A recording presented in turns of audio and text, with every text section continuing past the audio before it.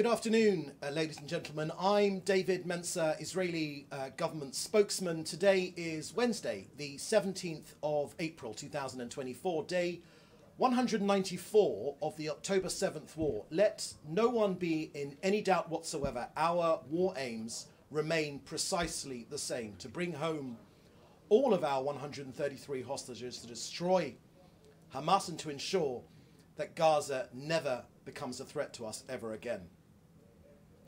First, I want to begin with an update from COGAT, which coordinates aid into Gaza.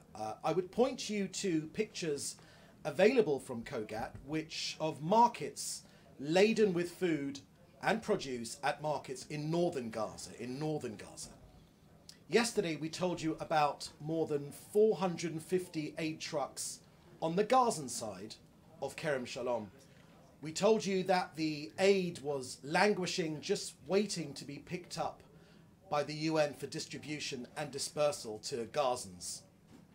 Very few outlets covered this story, so the aid is still there. Today, however, the contents of 700 aid trucks pile up. Let me say that again: 700 trucks waiting on the Gazan side of Kerem Shalom, waiting to be picked up by UN agencies. Israel has scaled up our capabilities. Out of almost 6,000 trucks of aid that entered Gaza in the last month alone, more than 99.5% were cleared to enter Gaza. All the UN has done is make up excuses. Aid needs to be collected and delivered. The UN needs to do its job. Just yesterday, 376 humanitarian aid trucks went into Gaza, out of which 105 trucks were transferred via the Jordanian route. 98 pallets containing tens of thousands of meals were airdropped over northern Gaza. Next, on Iran's attack on Israel, the government and the people of Israel very much appreciate the solidarity visit of the UK Foreign Secretary Lord Cameron and the German Foreign Minister Annalena Baerbock in the discussions with our President Herzog this morning, with the Prime Minister and with Foreign Minister Israel Katz. We are encouraged by their commitment to upgrading diplomatic pressure on Iran, together with sanctions and designating Iran's IRGC, the Iranian Revolutionary Guard Corps, as a terrorist organization. These are the steps that send the right message to the tyrants of Tehran, that the international community will follow up their words with deeds. It goes without saying, when we speak about Iran, we mean the regime in Iran and not the people of Iran, who are as much victims of the regime's aggression as Israel. We thank nations the world over for standing with Israel. On Saturday night, when Israel faced this heinous attack of 350 ballistic missiles, of cruise missiles, armed suicide drones, nations rallied to our call to defend Israel, not just diplomatically, but with deeds as well. It is true that the true damage of the attack was limited. Our combined defenses eliminated 99% of the attack. But let me make this clear: that was not Iran's intention. When it sent 350 ballistic missiles, cruise missiles, armed suicide drones, make no mistake, Iran's intention was to cause massive disruption and death. We judge Iran by their intention. This country will be defended. On the hostages, 133 of them, as the Jewish festival of Passover approaches, millions of families here in Israel and the world over will gather around the Seder table, the traditional meal in which Jewish families gather together to read the story of the Exodus, of our freedom from slavery and bondage in Egypt. This year, it will be in the painful absence of many, many loved ones. I want to mention Shlomo Mansour, an 86-year-old Holocaust survivor. and the oldest hostage in captivity. And Alex Danzig, a 75-year-old historian, and Chaim Perry, who marked his 80th birthday in captivity last week. Chaim saved his own wife's life by going out to confront the terrorists while she hid in a shelter. These are three beloved grandfathers who traditionally lead the Seder meal, as in my own household. Their families will have immense difficulty celebrating this holiday of freedom without them. Almost 200 days on, as Moses in ancient times said, "Let my people go." Shalach et ami in Hebrew. To Hamas we say today, almost 200 days on, lay down your arms and let my people go now. That is the end of our briefing today. I will now take your questions, which you should put in the chat with your news outlet. Thank you very much. First question, please. Thank you. First question, Jim Williams, Zenger International News.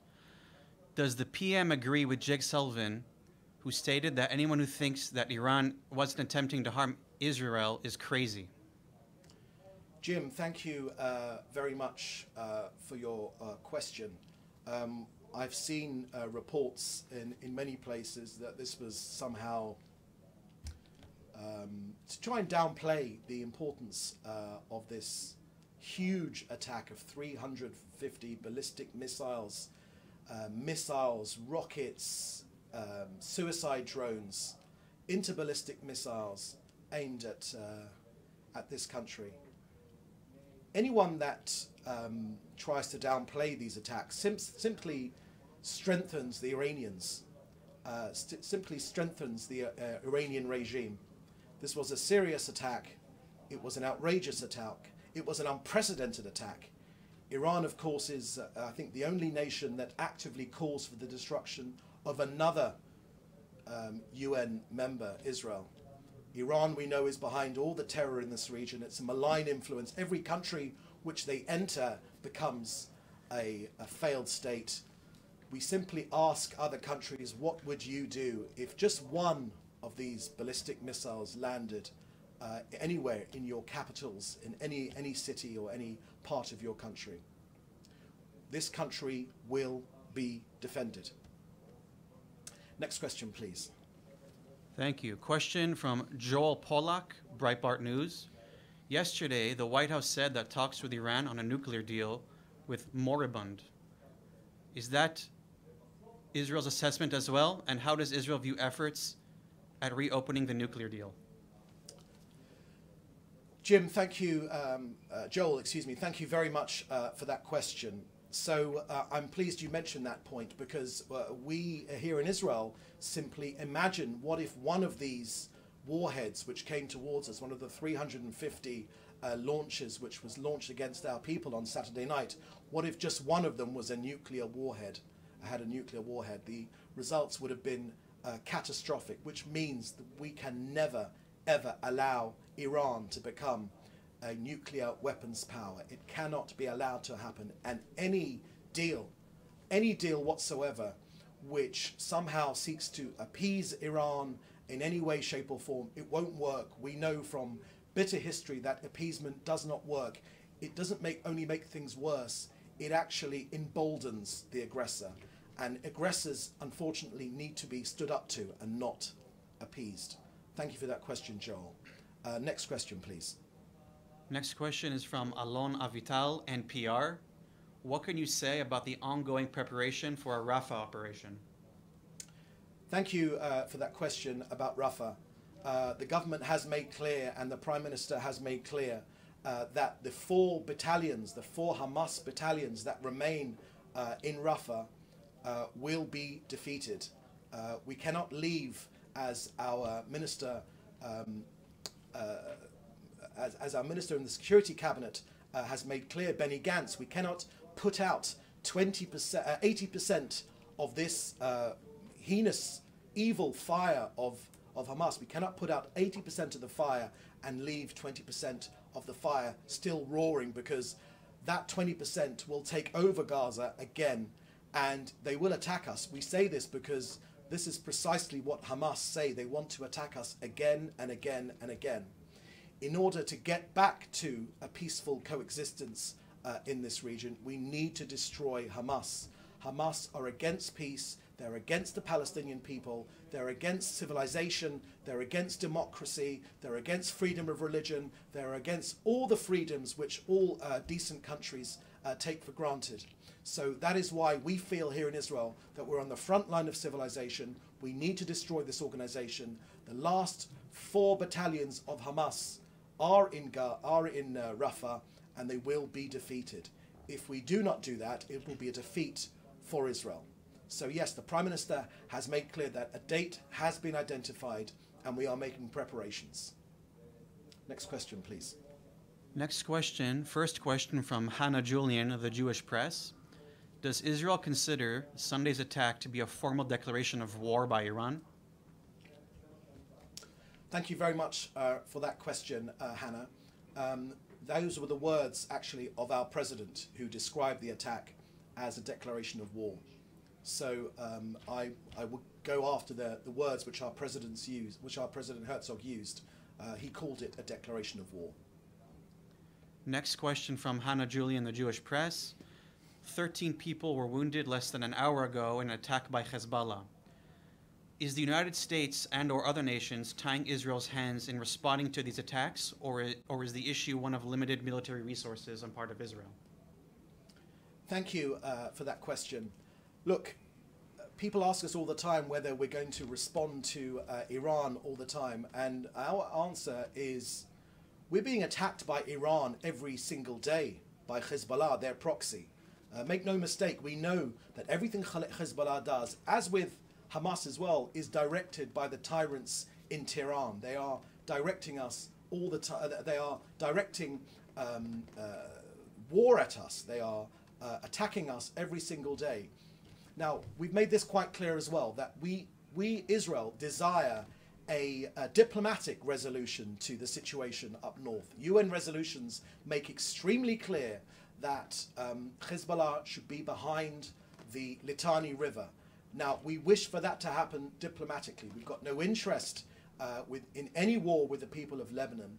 But if that does not happen diplomatically, you should heed my words very carefully. We will push them back. It's not what we wish, it's not what we desire, but they will be pushed back in the same way that we have defeated and destroyed almost 3/4 of Hamas's battalions in Gaza.